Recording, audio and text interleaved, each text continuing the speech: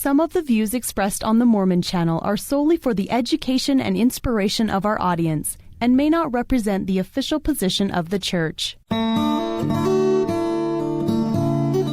Nathan Wright, and you're listening to the Mormon Channel of The Church of Jesus Christ of Latter-day Saints. From the Church's official founding in 1830, Joseph Smith, in various ways and with help from others, kept a record of its proceedings. The history of the early Church has been available in limited ways through the years, but is now available as a series in the Joseph Smith Papers Project.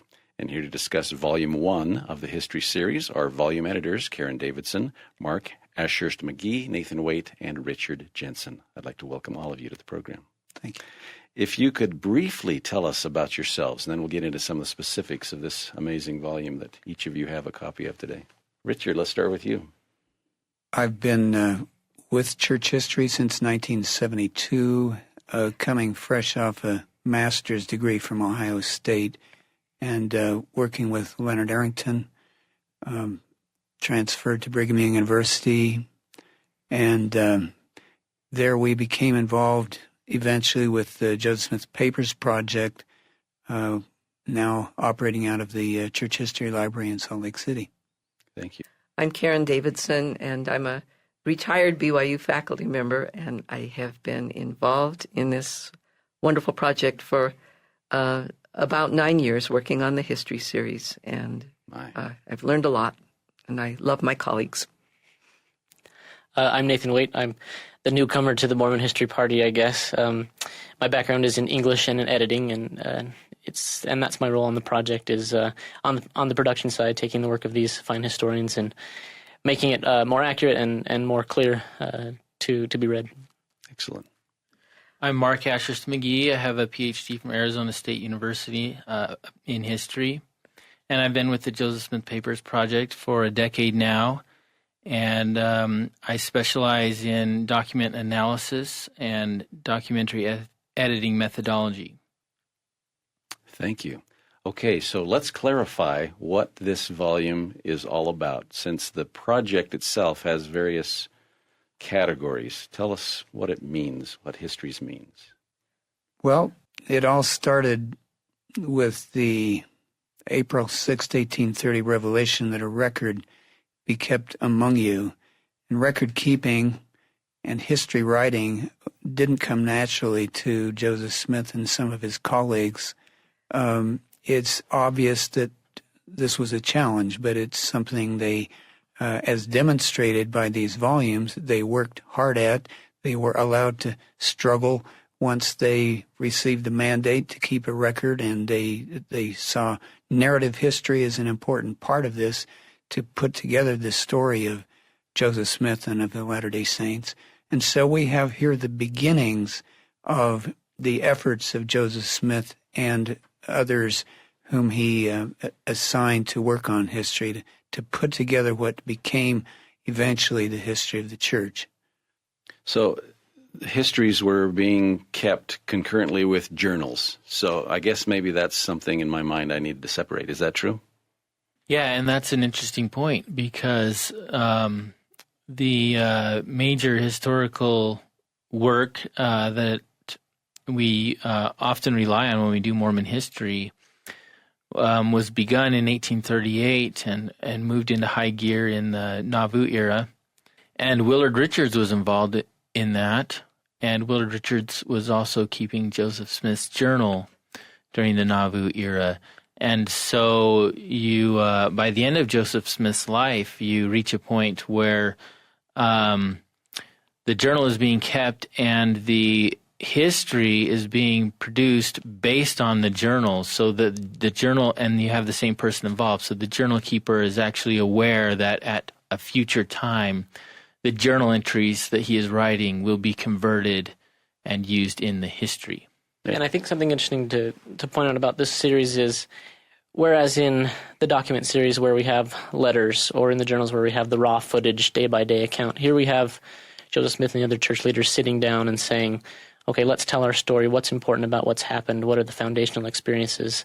And so they're reflecting back, and you're getting kind of a best-of collection and a good narrative about the history of the church from the people that lived it. So things were a little rocky in early church history. How was this record keeping accomplished? Someone who looks at this first print volume of histories, the Histories series, will see histories that were not finished, histories that were changed midstream in their format, and there just was a lot of trial and error happening before they finally settled on a format that worked for them. As Mark has said, in 1838, some decisions were made that were the beginning of the multi-volume church history that a lot of us have on our shelves, the series that under the direction of B.H. Roberts that was published between 1902 and 1912. But a lot of experimenting, assigning short histories that were finished but weren't detailed, longer histories that had more detail but that weren't finished. And so it's very interesting to look at all these, I hate to use the word attempts, all these histories that were begun under some condition or other, and realize that it does show how important history keeping was to Joseph Smith. He wasn't going to forget that revelation that was given on the day the church was organized, but it really was a lot of work to get something going that ended up being a satisfactory, complete church history. And I guess we're appreciative of every attempt that they tried to make back then. Oh, you bet we are. We take every attempt seriously, and every attempt contributes information and insights that we don't get any other place. Even a final draft that we now realize was produced for some of this material that was then not the draft that was used in the history. So sometimes things are taken one step beyond what people decide to do. I'd like to throw in another piece of this puzzle, which is that Joseph Smith really takes on the mantle of prophet and comes into the American religious scene with the Book of Mormon, which is modeled to some extent after the Bible, and self-consciously so, and is a work of history comparable to the histories that we find in the books of Kings or Chronicles. And within the narrative of the Book of Mormon, there are numerous passages that are very self-conscious about record-keeping and history and narrative. And this is what all of Joseph Smith's documentary production begins with, and is there for him to emulate. So from the very beginning, you have some very, very interesting, a very interesting model in place for the future production of history. We're calling it the Joseph Smith Papers, but he was not the only one writing things down. And in fact, he didn't have time for a lot of this stuff. And so who was the one with the pen? Or the several? Or the hundreds? I'm not sure. We have in 1832, approximately summer of 1832, brief history in which Joseph Smith and Frederick G. Williams traded off the actual writing. And that's the one piece we have that was written by Joseph Smith. Other than that, clerks and people he assigned to write history.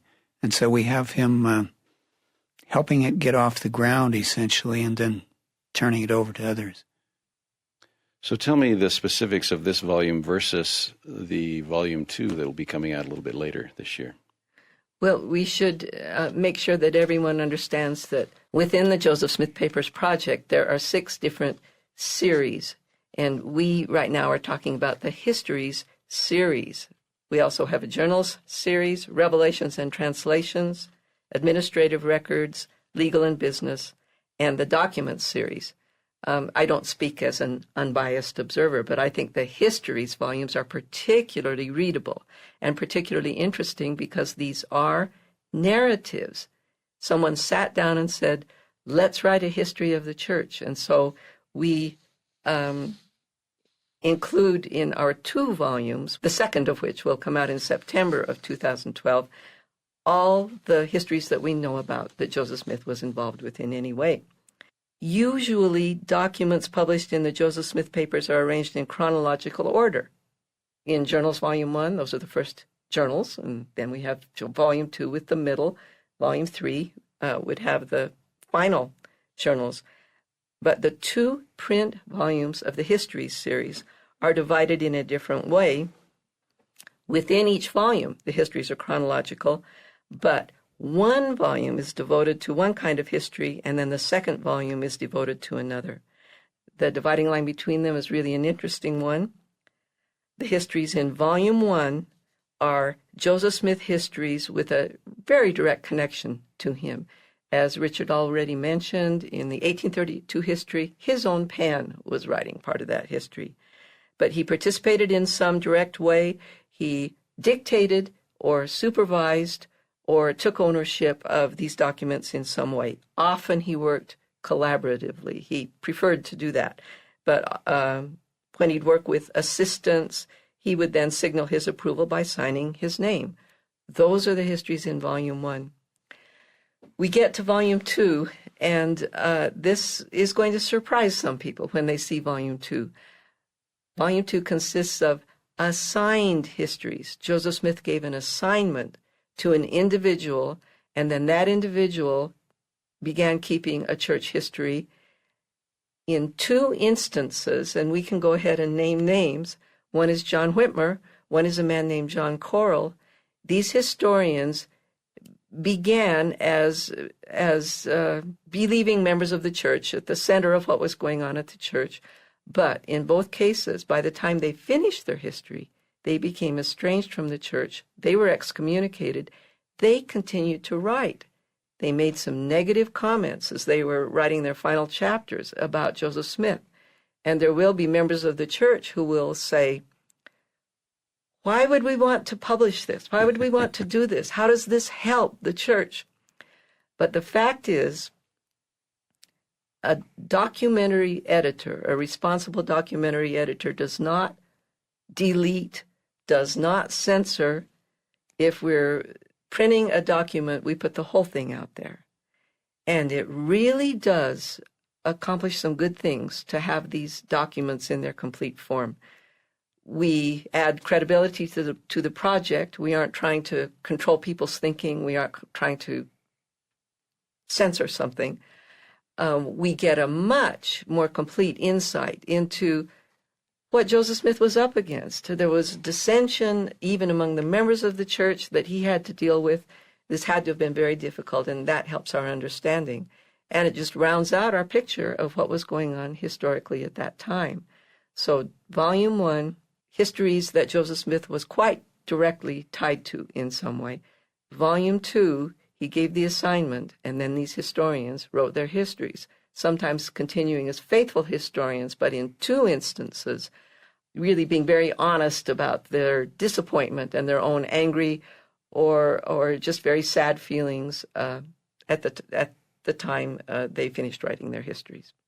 Thank you. This is Legacy on the Mormon Channel. We're discussing the latest publication from the Joseph Smith Papers Project, Histories Volume 1, with volume editors and historians Nathan Waite, Richard Jensen, Karen Davidson, and Mark Ashurst McGee. You mentioned that this volume is more narrative, and it's a little easier to read. What other things might Latter-day Saints find interesting in this particular volume?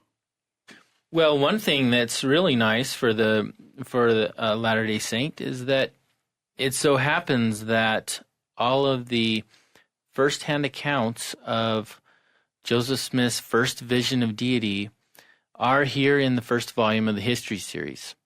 Joseph Smith first told about this experience in the history that he wrote around the summer of 1832. He also told about it when he was visiting with someone in 1835, and that account of what we call the first vision was captured in the journal that was being kept for him at the time by Warren Parrish. And a version of that journal entry is in the history that was created between 1834 and 1836. Joseph Smith again told about this vision when he was writing what's known as the Wentworth letter. It was a letter to John Wentworth, which was published in the church newspaper under the title Church History.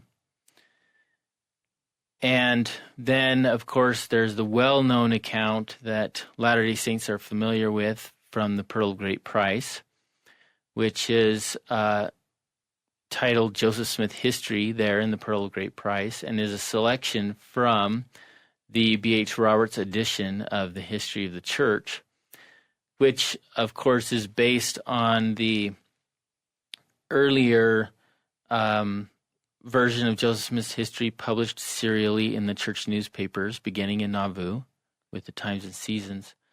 And that history published in the newspaper is based on the manuscript history of Joseph Smith, and we have the beginning of that manuscript here in this volume, as well as another version of that story which was apparently prepared for publication but never was published, and that is the document new to our volume that Richard mentioned earlier. I have before me the history that Joseph Smith wrote around the summer of 1832, which I think Latter-day Saints will really enjoy because it's a more personal account of the first vision, and this is an account which predates the version that we're more familiar with found in the Pearl of Great Price.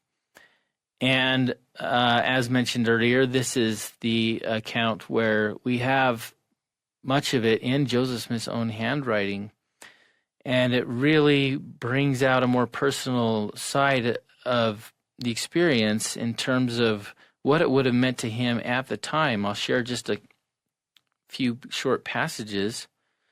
He says, "Thus from the age of 12 years to 15, I pondered many things in my heart concerning the situation of the world of mankind."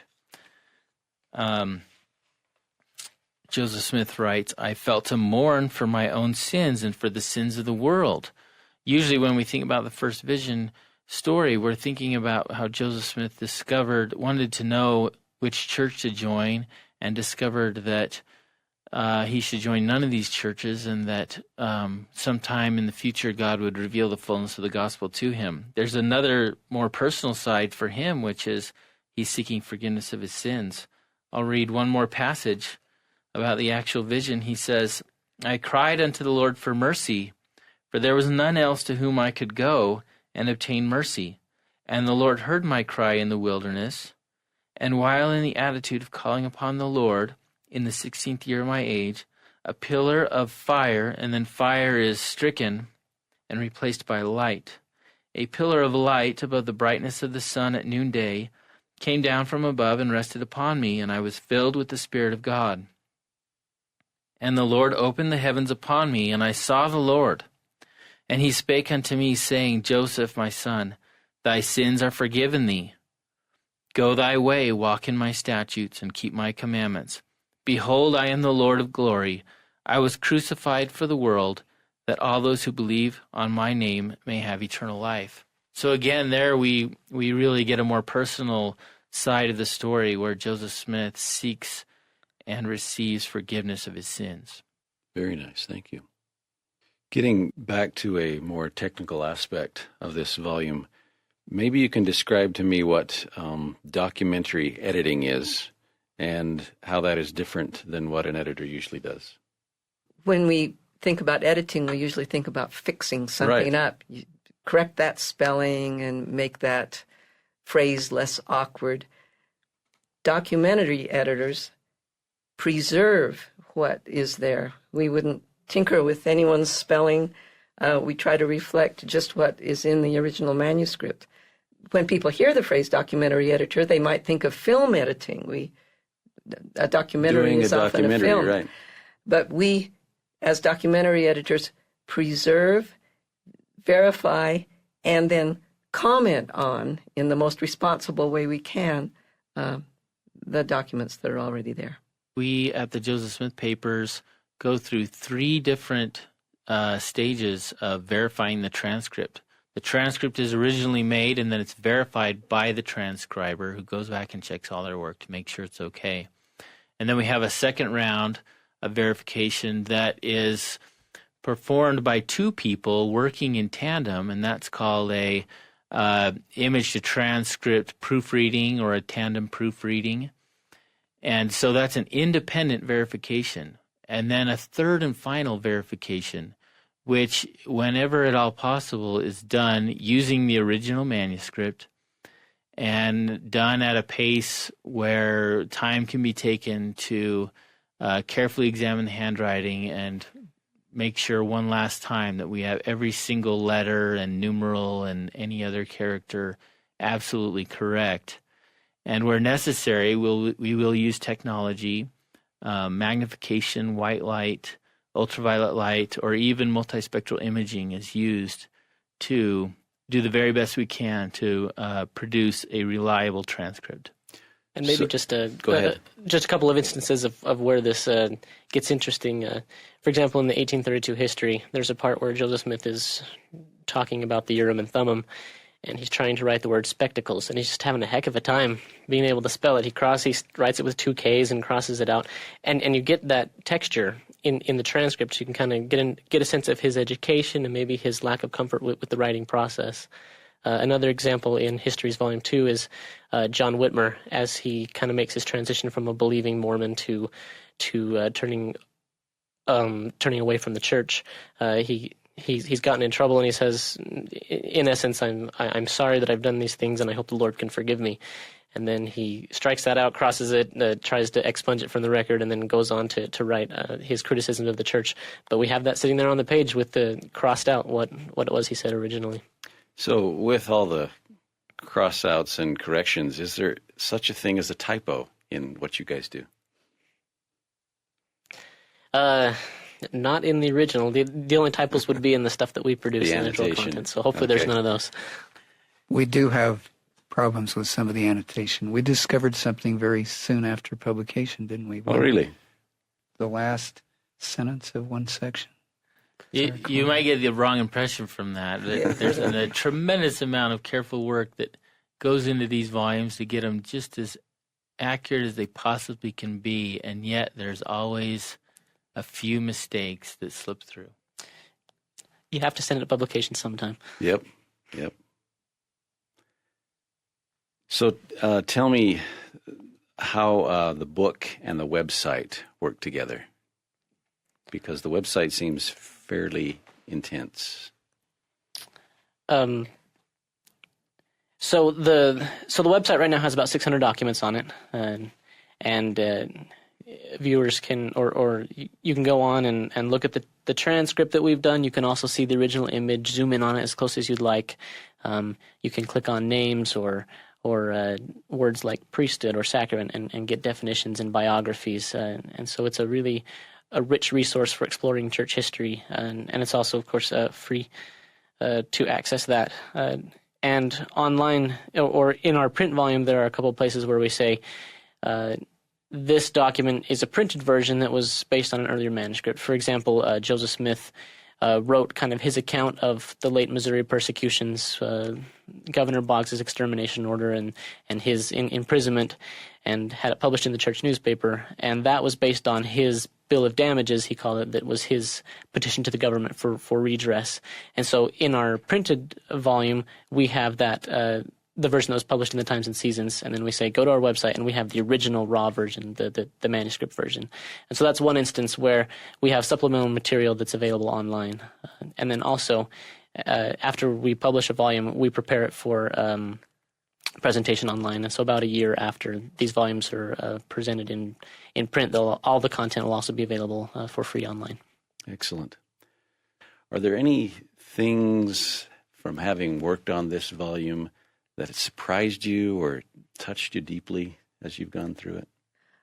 I was touched by the circumstances that surrounded one of the documents in Histories 1. The saints published a lot of materials of their own, but Joseph Smith, year after year, was so concerned that if it wasn't a Mormon-controlled press, then the only things appearing in the press, by and large, were very negative toward the church and sometimes personally insulting toward Joseph Smith and other members of the Smith family. And he made attempts to get something favorable, published in a non-Mormon press, and that just didn't work out. He wrote the Wentworth letter thinking that was going to be used in a book by a friend of John Wentworth, but that letter did not end up being used, and so the Saints published it themselves in the Times and Seasons. But about a year after the Wentworth letter was published, about 1843, a request came to Joseph Smith from a really, really enlightened, forward-looking man by the name of Israel Daniel Rupp, R-U-P-P. And he said, I am editing a book of essays by representatives of various denominations, and we would like to invite you or another representative of your denomination to send us the history and beliefs of the church so that we can include that.